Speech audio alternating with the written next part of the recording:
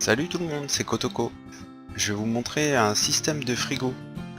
Donc là j'ai construit cette petite cuisine qui sert de décoration pour le tutoriel. C'est avec le mode Mr. Crayfish Furniture qui est assez sympa. Il y a déjà un frigo dedans, mais bon, là c'est pas le sujet, c'était vraiment pour la décoration. On va partir simplement sur un frigo que vous pourrez utiliser en survie. Il a deux fonctions. La première fonction, c'est soit j'ai besoin d'une seule bouffe, bon bah voilà, je l'ai, hein, c'est mon rôti.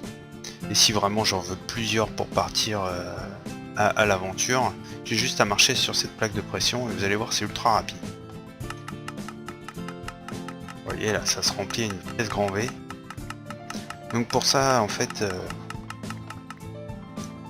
voilà, en très peu de temps, j'ai déjà eu 41 bouffes pour pouvoir partir en expédition, c'est assez rapide. Donc je vais vous montrer un peu comment ça va fonctionner. Ce qui est important, c'est de faire une cloque rapide et puis vous allez voir, c'est pas très compliqué à faire. Retourne. Donc voici, donc j'ai détruit un peu le mur pour vous montrer un peu comment ça fonctionne.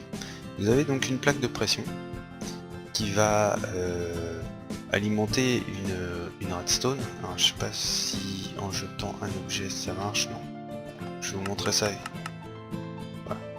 Donc ça va alimenter la redstone qui est en dessous. Et de ce fait, la redstone va éteindre cette torche. Alors, ensuite, cette torche, elle va permettre à celle-ci de s'allumer. Et quand elle va s'allumer, ça va activer la cloque ultra rapide qui est là, qui se fait avec un comparateur, et qui ensuite va alimenter le distributeur.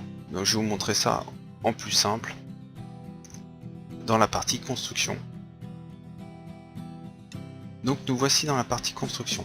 Pour ceci, vous aurez besoin donc d'un bouton, de laine blanche, d'une plaque de pression, d'un dropper, des comparateurs, une redstone et un minimum de 2 torches de redstone. Alors, ça va fonctionner comme ceci. Il va falloir tout d'abord mettre de laine. Alors, pourquoi de la laine? Parce que quand on va placer le dropper derrière, ça va permettre à l'objet de passer à travers la laine. Voilà, donc ça c'est ce qui va représenter notre frigo. Évidemment, il nous faudra aussi des blocs de construction. Je vais placer un bloc de construction ici, mon dropper ici, ma laine et mon bouton. Pour faire le test, on va prendre un peu de nourriture que je vais mettre à l'intérieur du dropper. Donc si j'appuie sur le bouton, ça alimente le dropper, ça éjecte le morceau de poulet et voilà, c'est fait. Donc là on peut en avoir qu'un. Maintenant, comment en avoir plusieurs d'un coup? Pour ça, il va falloir placer la plaque de pression ici.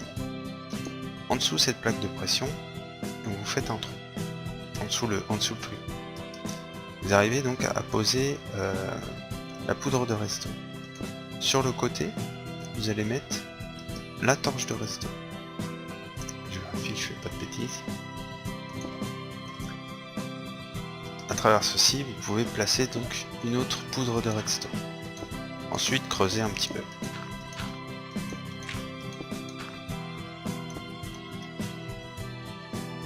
Je vais placer un bloc histoire de faire un escalier. Voilà. Ici, vous allez donc placer une torche de redstone. Vous remarquerez qu'elle sera éteinte. À travers ça, il va falloir creuser un tout petit peu plus. Voilà. Ici, nous allons placer notre fameuse cloque. C'est une cloque ultra rapide qui se fait avec le comparateur.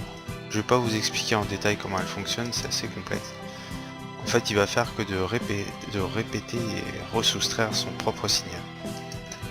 Donc c'est pour ça qu'il faut le mettre en mode soustraction. Vous allez récupérer donc le signal ici et l'amener jusqu'au distributeur. Voilà, votre système est prêt et vous verrez, c'est très simple, ça fonctionne très bien.